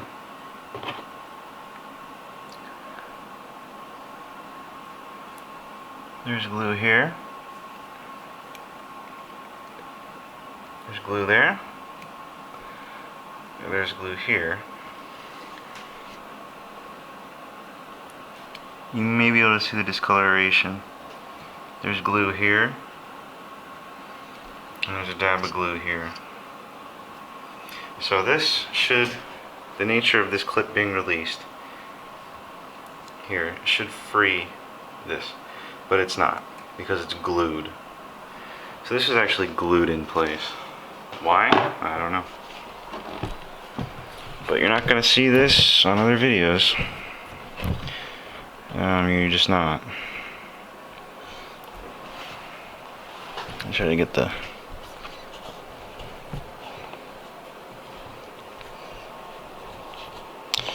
camera back in here. Whoa, where are we?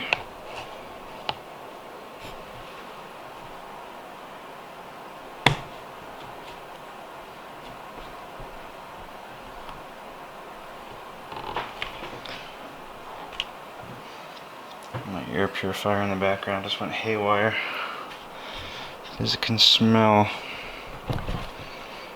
the debris that's coming out of this thing. Plus, I think it could smell the alcohol, the isopropyl. Alright, so what that leaves me with is a decision. Do I remove the glue? I mean, this device, for what it is, isn't useless. I mean, it isn't useful to me in its current state. Right, it's just not useful. If you can't play a PS1 game, I mean, that's the whole point of this console. Is this like robust system that does everything you want it to, and if it's not gonna do it, yeah, so be it. For a lot of people, whatever. But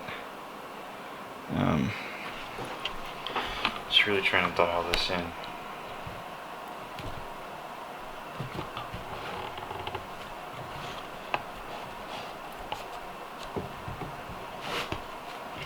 Center of the frame would be nice. So here is glue. Here is glue. Here is glue. And even here in this corner. So maybe you could see the slight discoloration. There's glue. So what I'm going to try to do is break that glue with an X-Acto knife.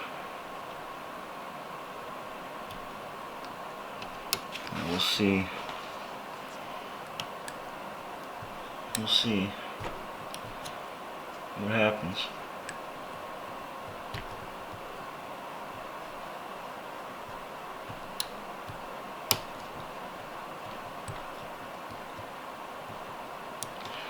And it's readily apparent that that's not just glue, that's some sort of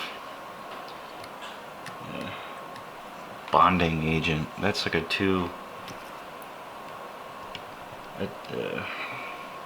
adhesive, an epoxy, whatever you want to call it. And maybe isopropyl strategically applied to it will break the glue or help at least dissolve it. Let's try.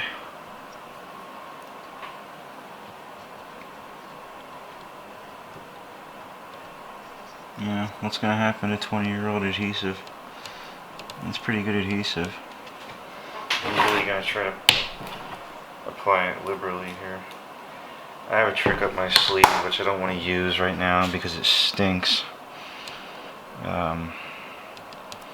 Is Seafoam Deep Creep penetrating oil, and that stuff will eat plastic. I mean, not necessarily eat plastic, but it'll eat through stuff like this. I'm pretty confident. But the odor, I mean, this thing will smell like that for probably a month.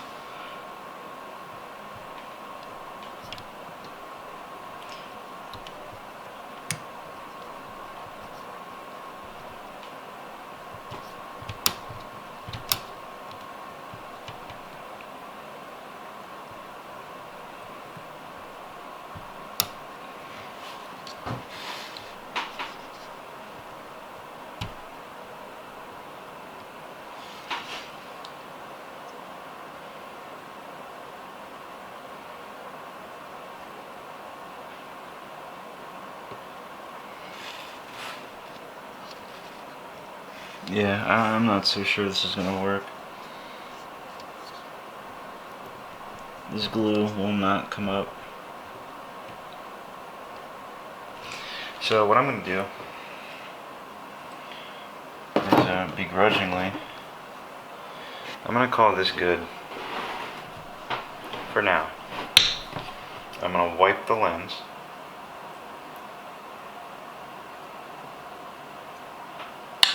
I'll wipe the lens and call it good. Gently with 91%.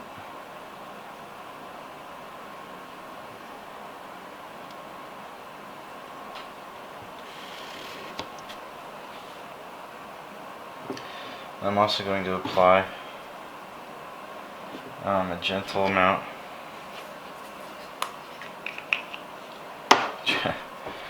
very small amount of this deep creep, or sorry, not deep creep, super lube.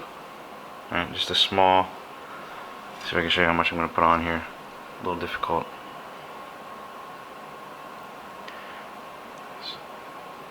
Just going to kind of roll just to get a little shine to the Q-tip. Nothing more than that. And I'm going to apply to the rail. Just a bit. That's all. No more. And with the residue that's on here, I'm not applying any more. No more at all. Just with the residue that's still on here, I'm going to rub it on this rail. I'm sorry, I applied to the worm gear before. This rail underneath as much as I can, and with the residue over here, try to get underneath a little bit. Not really that crucial. Like I said, this is better than actually when it was brand new, because we're not putting this grease that's just kind of turned to glue on here. I'm not interested in doing that. Also, what I forgot, I will apply more now, and I'll show you a little bit more, a little more liberal this time, right? And get into these these sliding areas. Now, where does she slide? Well, I'm not really too sure. I'm gonna feel.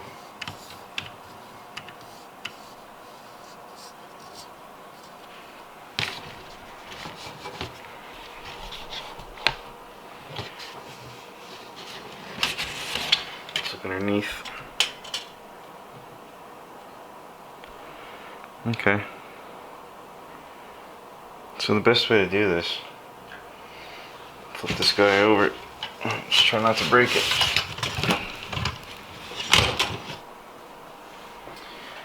And doing this with one hand isn't easy.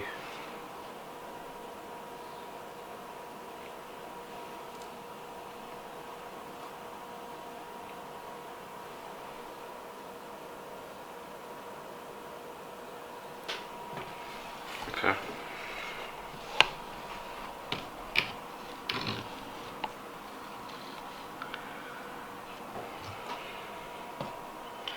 A little bit in here. Oops.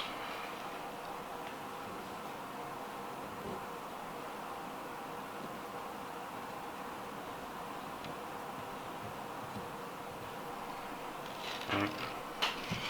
And you can see where this thing slides. It slides on this channel.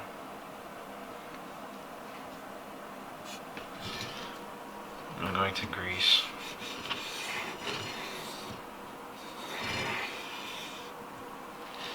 Likewise, here.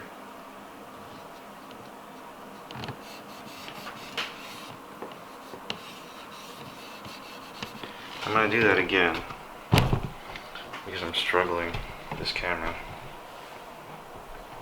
I know you can't see that, but that's okay.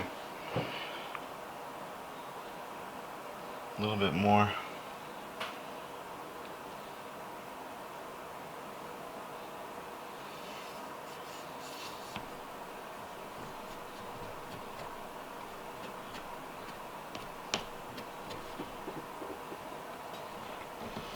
Basically what I'm doing here is I'm just doubling down.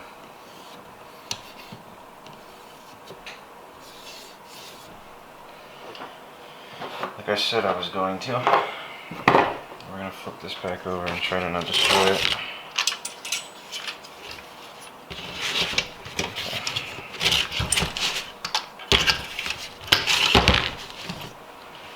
Alright, it sounds worse than it is. Okay. Now, with it faced back here. I'm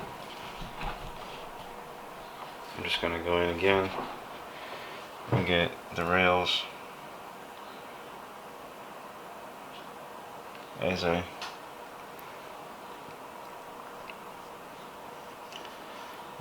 there's some high points in here that suggest that the tray slides on these areas. I'm just kind of allowing the motion of the tray to take place maybe a little more smoothly.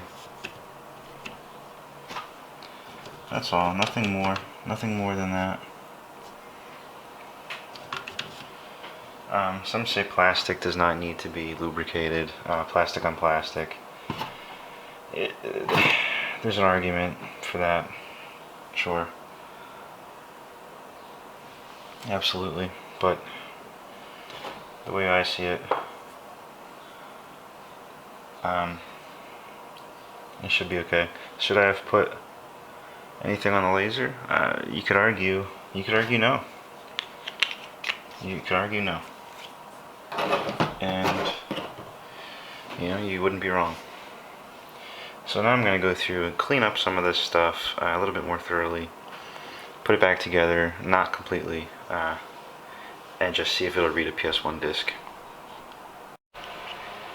Okay, now this is about a couple hours, maybe 2 hours after I disassembled. I'm starting to put it back together. As you can see, I'm this far into it. I scrubbed this all clean and let it dry. You'll see that there's still imperfections here. I'm not too concerned about that. I'm gonna give this back to my brother with the advice that you can kind of buff this out with a magic eraser or some elbow grease and something, maybe, I'm not really sure, Windex maybe, a light abrasive, whatever. But as I'm getting back at this, I just kind of want to highlight some things. I made a big to-do about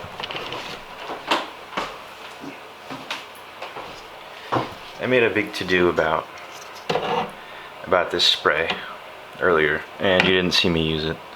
I'm not really going to demonstrate pressing a spray can button, but I will show you quickly is of course, I can't, where is it? I did spray in here pretty generously. This is that network card adapter slot. I did spray in the power connector slot, and I sprayed in the AV out. I didn't go in here. I felt that this is pretty adequately protected, but I did spray in here.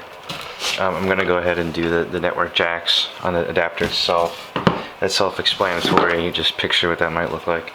And I did, while the lubricant in the deoxidizer is still wet, just plug in the device, unplug it, plug it in, unplug it.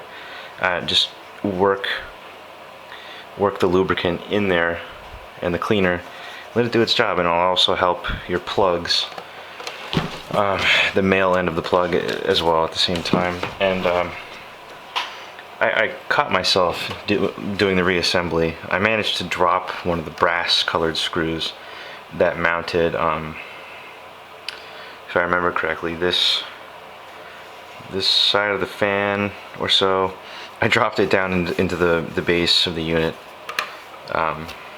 Actually, it landed down here. This is upside down.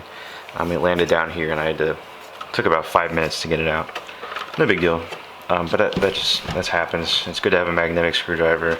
I don't have one that big, so I dropped it. The one thing I wanted to note too, when you're putting this back together, and this goes with anything, don't start here and torque it down all the way as hard as you can. Don't do that. Don't start and then move here and torque it down all the way, and then go here, all the way down, and here. Don't do that. I started here, right? Get it snug, okay? Then go up here. I already did this. Get it like finger tight, you know. Come back up here. I'm up here now. Get this, you know, this is finger tight now. Now come back here. As you can see, it's not sitting straight. And get this in. Don't crank it down. Now come back, you know, do the middle.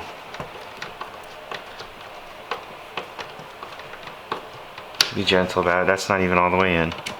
Come back here, do this one. And if you can, support the whole, I'm balancing it on my hand. Support the whole console.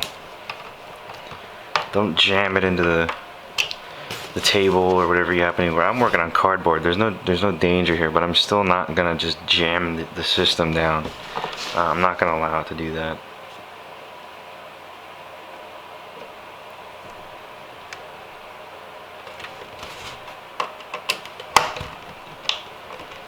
Alright, now I'm starting to apply more force.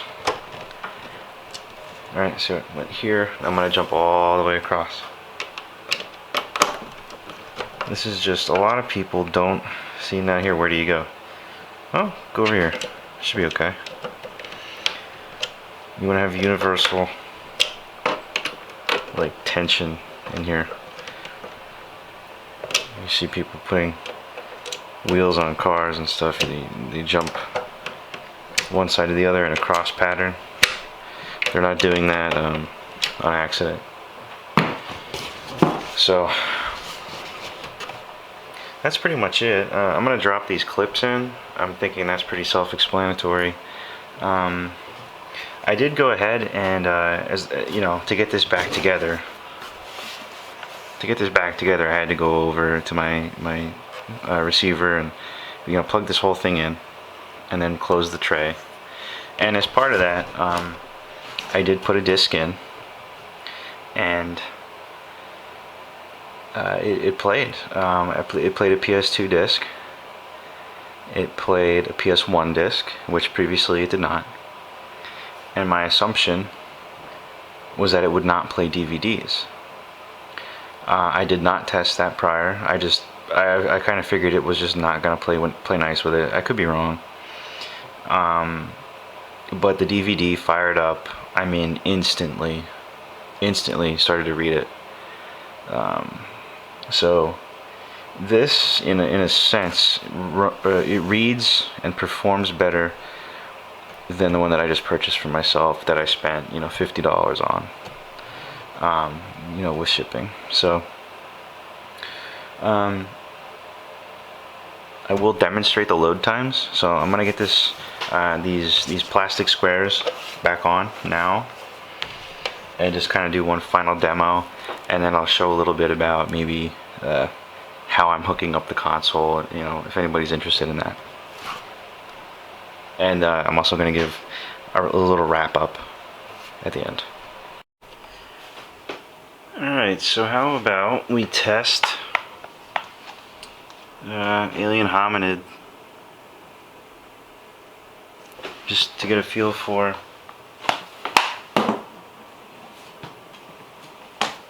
how quickly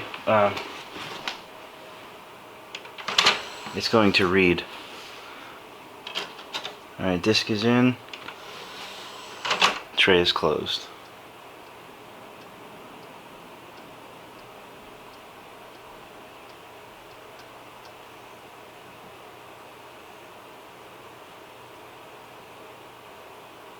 It was about 13 seconds or so.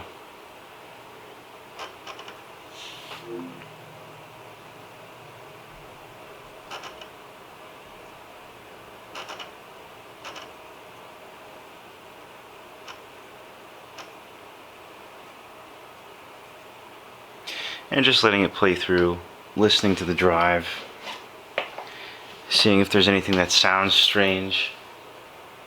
I'm going to continue without saving because I don't have a memory card in here. Just kind of let it do its thing for a minute.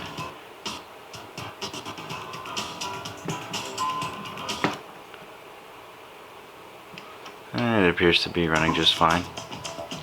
Like I said before, there were no issues playing PS2 games. So now I'm going to take the disc out and put this away.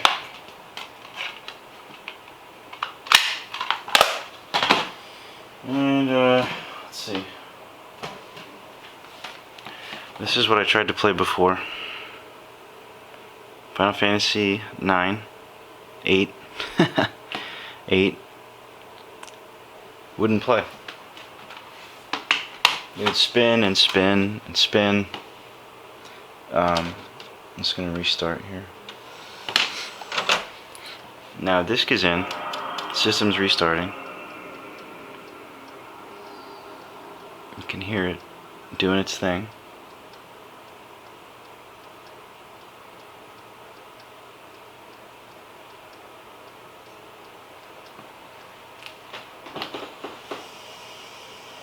That was about 12 seconds to reboot.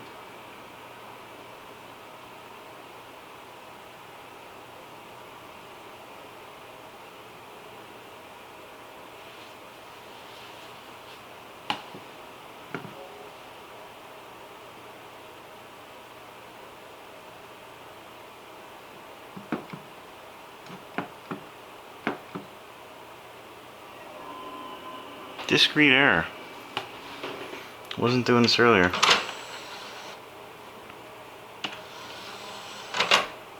Let's see if that was something to do with rebooting.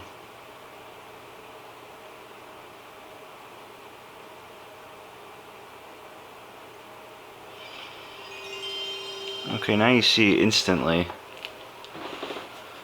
Instant boot.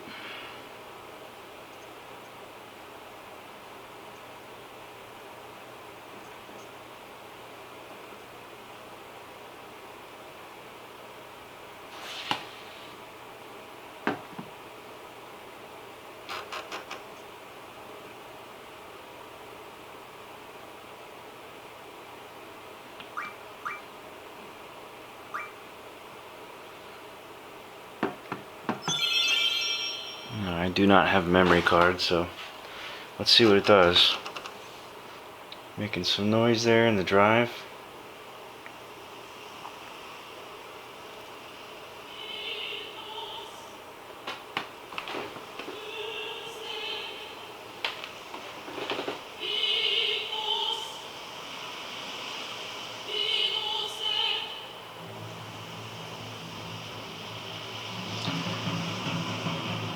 Your classic beach intro scene here. The cinematics seem to be okay.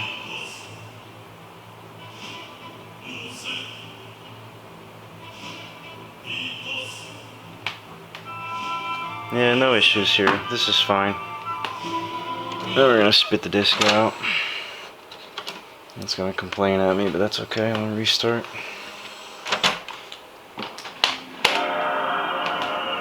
And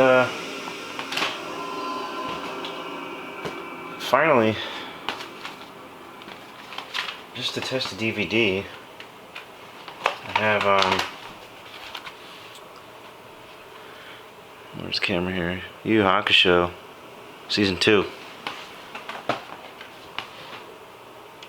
So as a person might have been doing when this console was new, playing a Yu Yu Hakusho DVD. How's that for a time capsule? Now let's watch how quickly this reads a DVD. Theoretically, it should be no different than loading a PS2 game.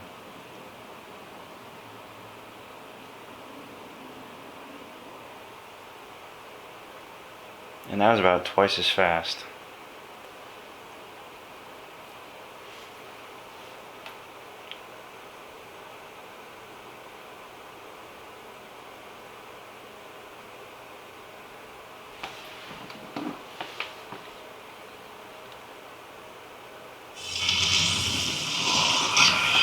Oh, the operation cannot be performed.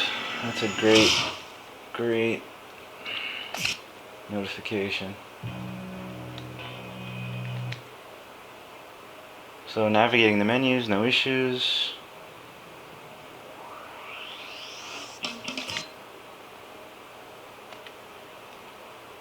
How do you like this one?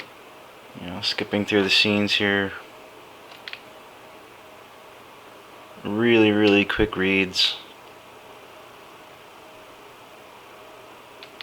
Really quickly. It's not hesitating at all.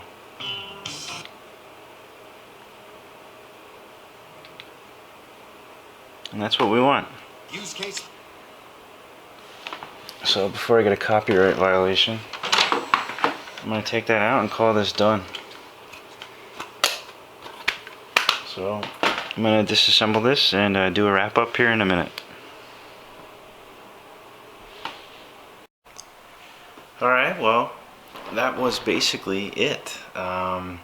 You saw everything from start to finish, with the exception of, you know, washing the plastic pieces in the sink. Now, you could argue that, you know, maybe I should show that in the future. Is that something you're interested in? I don't know how many more consoles I'm going to do. Realistically, probably not too many. I did do a Dreamcast not too long ago. Xbox refurbished. You know, I do my own consoles. I don't go out of my way to find things to repair. As things present themselves, I just kind of dig into it.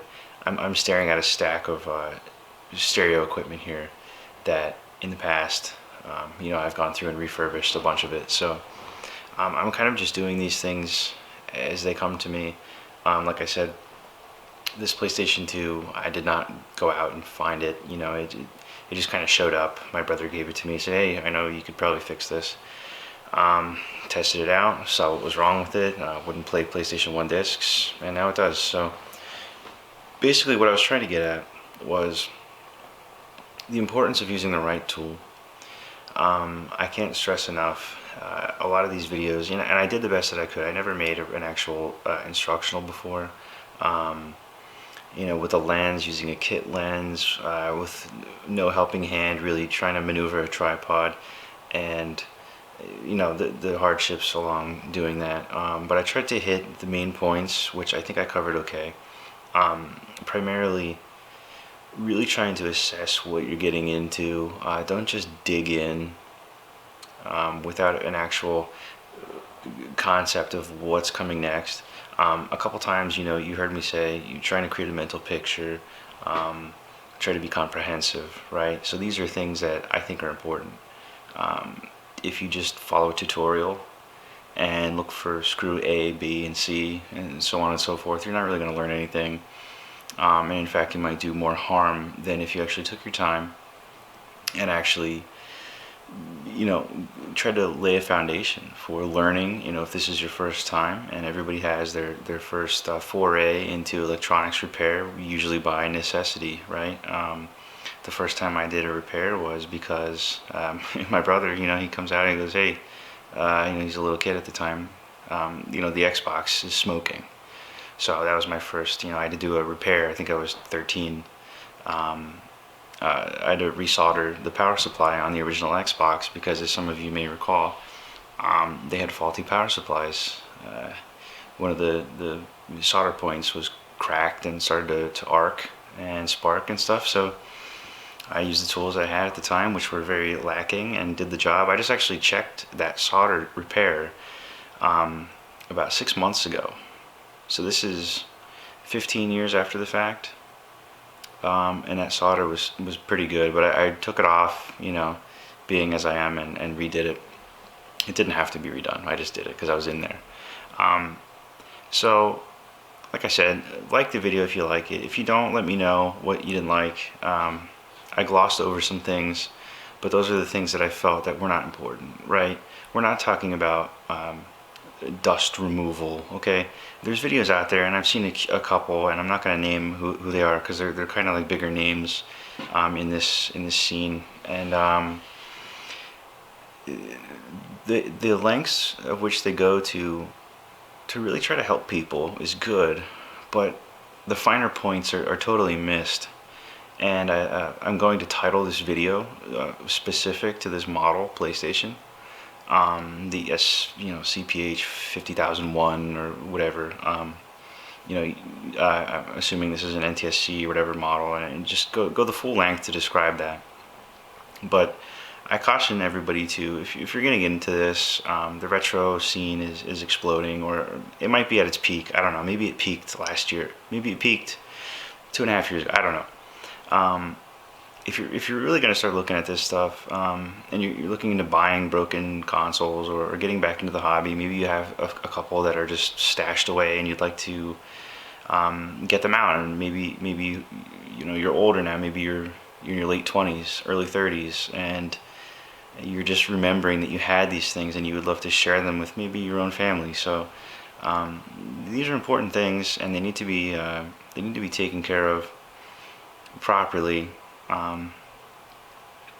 So I'll say a little bit about tools. The tools that I used, they were not given to me. I paid for them myself.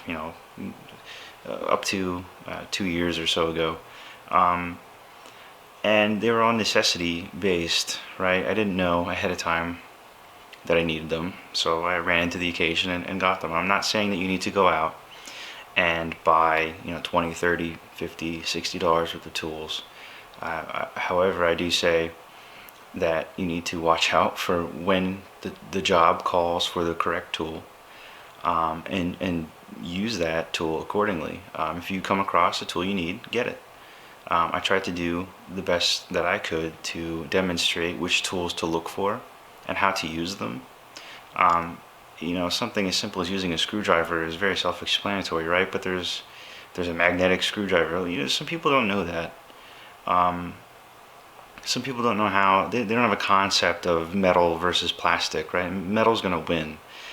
Metal's going to beat plastic, right? So you got to be careful. Especially with these older things, the plastic becomes brittle. The PlayStation held up very well. Nothing felt like it was going to break, but not everything's like that.